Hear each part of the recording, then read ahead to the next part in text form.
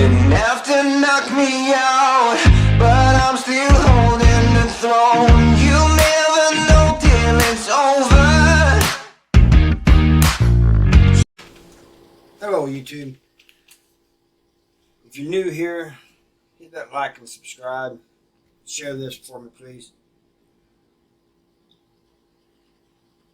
I was going back over some of my old videos, and every time I do this, I'll think, oh man. So I seen one about Canteen that I wanted to redo, and at first I was just thinking about re-uploading it, but then I watched it, and I gotta redo this because my early videos, I didn't go into a lot of detail. I just wanted to get video over. So today I want to talk about Canteen Day and all that entails. Commissary Day. So in most Missouri prisons, it's once a week. You're allowed to have, I think, spend $270 a month. Some prisons say $60 a week. I think it's something like that. But unless you're buying devices, so you can buy. If you're buying like TVs and stuff, you can spend $270 a month plus whatever you spend on TVs and like electric razors and things like that. CD players. Anyway, so it's for each housing unit. Like one housing unit may be on Monday, next housing unit may be on Tuesday, Wednesday, and so on. And when they call Canteen, it used to be when they called Canteen, there was a mad rush to get up there, Now, they pretty much give you all day to get up there, so a lot of people wait till the line clears out some. But it also used to be, you used to have to go back to the caseworker, this is on Canteen Day, on your Canteen Day, check your account, have the caseworker check your account, and if you had money, fill out a list. It was a whole headache, really. Because if you had money, you had to hurry up and fill out a list. If you didn't have money, you wasn't spending. Now, they got it where you can check on a kiosk. And since they got tablets, they may be able to check on the tablets by now. They got the tablets since I got out. But anyway, you rush up there, stand in line, and you always have people trying to cut in front of the line, So it got to where the CO that was standing outside the canteen would take the IDs of people who came up there so that there would be no cutting in line. If you're standing in line and you still have your ID, you cut in line. So you take like the first 10 or so. Or he. Now here's where it gets interesting. People go throughout the week and up to store day. They go to the storeman. They may run up a debt, this and that. Those debts got to be paid.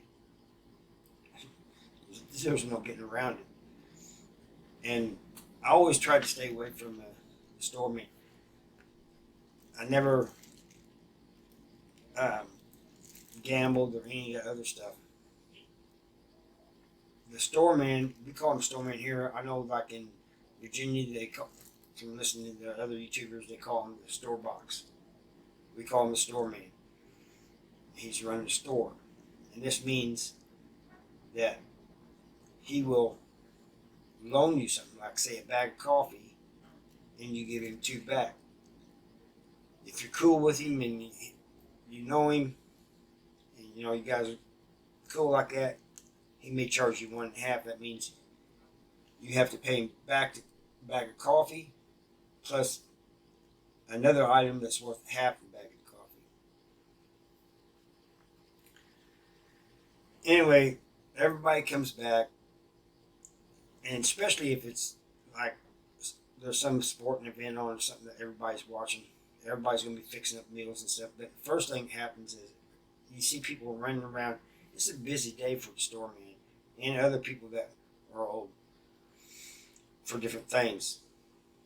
But you see people passing stuff from one cell to another. They may go down, take a bag down in a trash can. We're allowed to have trash cans be full of canteen items. And they'll set it down next to the ice machine or something.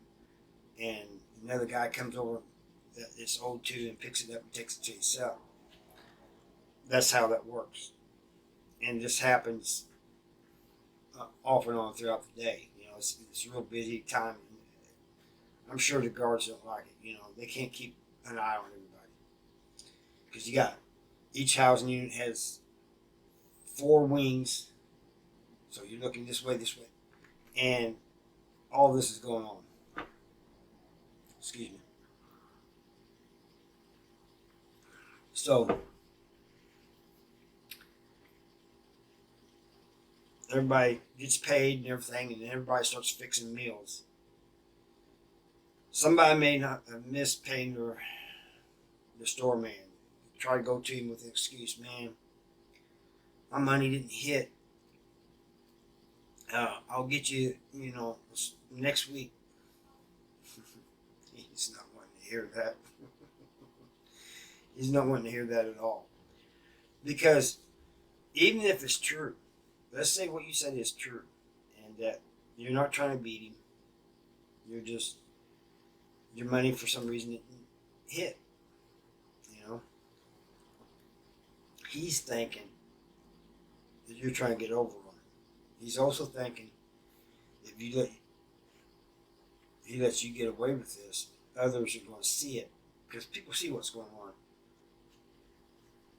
and they will want to try the same thing. So he can't let that go. So, he may go off into his cell or something where the guy that owed him is at. And you know what time that is. But in the evening time, by the time the evening's coming, everybody's cooking meals and stuff and making, burritos, nachos, whatever it is they're making, And they usually don't eat alone. Maybe with their celly or something. But usually, at least in Missouri, a lot of times it involves not only just your celly, but other people too in other cells. So sometimes what a lot of people do is everybody that's going to be part of the meal that's being cooked up will chip in. Say you have 4 people. Everybody puts in a little something. It makes it cheaper that way for everybody. Or one guy, or one cell, 2 people in the cell that's cooking up may cook up and they spend all the money on it and share it with somebody else. Next time, that person does the same thing.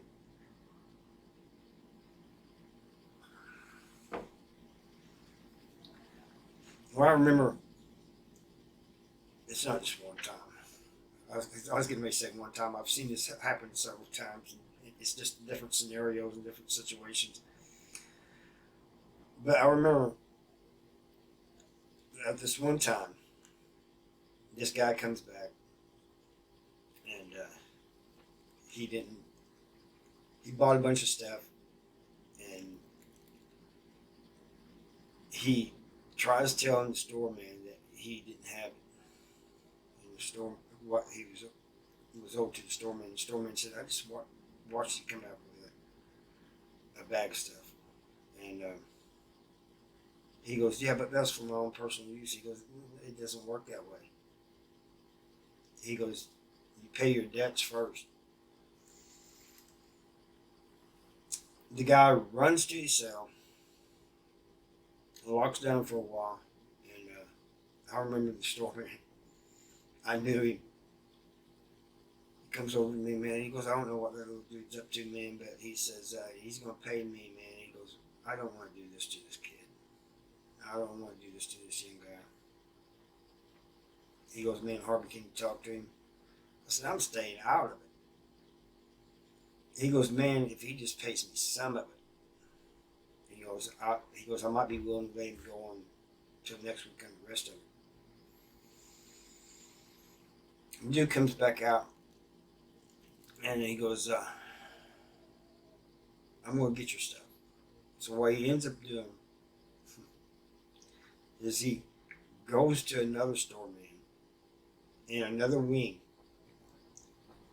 gets the stuff he owed the guy, and it really wasn't a whole lot from what I saw.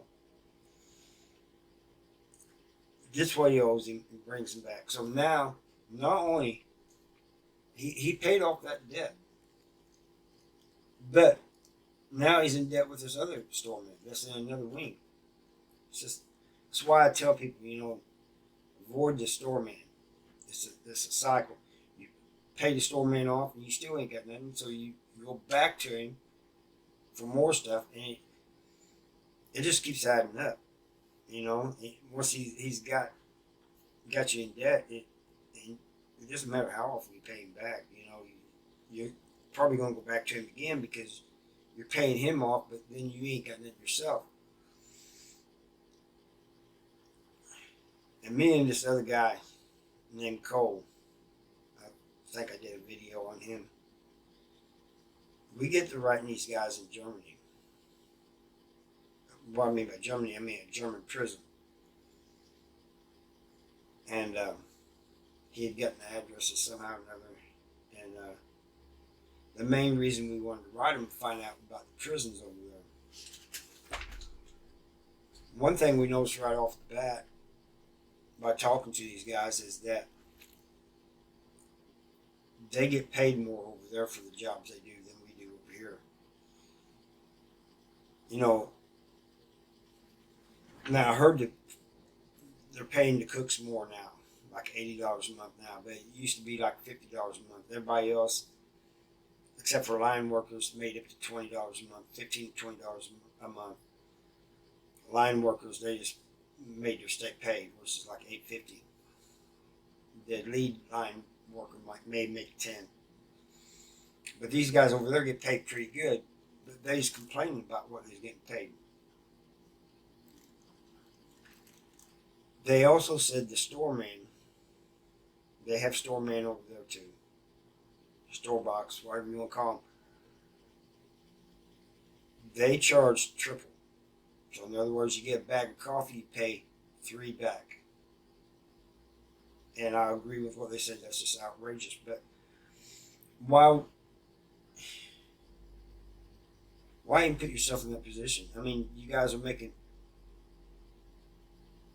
pretty good money over there, better than we are over here, and you're still having to go to the store, man. I just don't get it.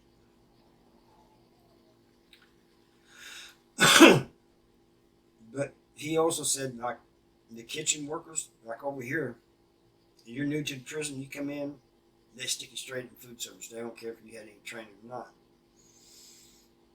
Now, you usually start off as a line server. But he said over there, they train them for their job. Every job that they do, whatever they're assigned to, they train them for it. Like if they're going to be a barber, they're trained to be a barber. They're trained to cut hair. Instead of just stick, over here, anybody can apply to be a barber. And if they get the job, they will cut hair, The thing of it is, you don't want to get, if you're a barber, you don't want to get the job and then not be able to cut hair. But I digress. I get off the subject here. Cole and I got telling them about how it was over here, and they was just appalled. They thought they was talking like it was inhumane. And I said, man, there's some places it's worse. I said, there's some people that's not making any money. Don't have any money coming in. I said, so it's really bad for them. I said, you guys shouldn't be complaining about it, And I said, I still don't see how you guys are getting in debt. But I'm just kind of curious of how things are now. I'm gonna have to talk to Kevin or one of my other partners that's in prison and see how the canteen thing works. But they did tell me that some of the jobs are paying more. They're still storemen, um, but they said a whole lot of things have changed. So I'm just kind of curious. I'm wondering if they can check their account on their tablets, you know, whatever. But anyway, back to the meals. It's funny because, yeah, me and my cellie, like Kevin, he was my cellie several times. We'd make meals, you know, we'd cook burritos and stuff. But a lot of people, they would cook up this big meal and then wouldn't have nothing else. There's other people that would buy uh, food and stuff, but no hygiene items. And with me, when I went to the store, hygiene items is always first. You know, I get soap, shampoo, everything I need first. That had to be first. There were some people that would buy food, nothing but food, no hygiene items, no tobacco or coffee, and then they'd go around bumming cigarettes and coffee. Just didn't make sense. You know, it should have bought you a bag of coffee. You know, if coffee and cigarettes are important to you, buy that instead of food. But no, they would buy the food and then try to bum cigarettes and coffee. I remember this one time. This rarely happened with me and my cellie Kevin, but we ran out of coffee just like the night before store day. You know, canteen day. So I went over to this guy and asked him if he had a couple shots of coffee. And on his desk is this Folgers jar that was 3/4 of the way full of Folgers. And he says, "No, Harv, I ain't got it, man." He goes, "What I got here's got to last me 2 weeks." I said, "Okay, it's fine." You know, and so I went back and told Kevin that, you know, and he goes, "Doesn't he know we'd be getting that back to him the next day?" I said, "I told him that." And then some. We'd probably give him a little extra too. So it wasn't, I don't know, maybe a month, maybe 3 weeks later, he comes over. And I just happened to be rolling a cigarette. And he knocks on the door. You don't just open the door. You knock, you know, and then when you hear somebody in there say something, then you can open the door. He knocks on the door and I said, "Yeah." And he opens the door and said, "Hey, Harv, hey, Kevin. Hey, you guys wouldn't happen to have a cigarette, would you?" And I said, "No, this has got to last me 2 weeks." So he starts to walk off. And I'm not that petty. I said, "Yeah, I got a cigarette for you." He goes, "Oh, cool, man." He goes, I'll get you back when I go to the store. Yeah, whatever." He goes, "Wait a minute, is that regular tobacco?" And I said, "Yeah." He goes, "Oh, I can't smoke that. I gotta have kite. I gotta have menthol." Kevin says, "Hey, when you're hard up for a cigarette, it doesn't matter what kind it is." He goes, "No, I'll find somebody that's got a menthol roll." So I guess he's gone about 30 minutes, and he comes back. He goes, "I'll take that cigarette piece." Still have it. So I gave him a cigarette. But guys will try all kinds of tricks on stores. I remember a long time ago at the Walls, some guy was in the canteen line. There, it was different. You just didn't walk in and walk out. Well, you did, but other people that wasn't going to the canteen could hang around there. And there was always this one guy that had a canteen bag, and he'd get a soup from this person, and he'd try to get something from this person. And I've seen him leave there with almost a full bag of canteen. That's all I got for you guys today, and I thank you for watching, and I'll see you next time.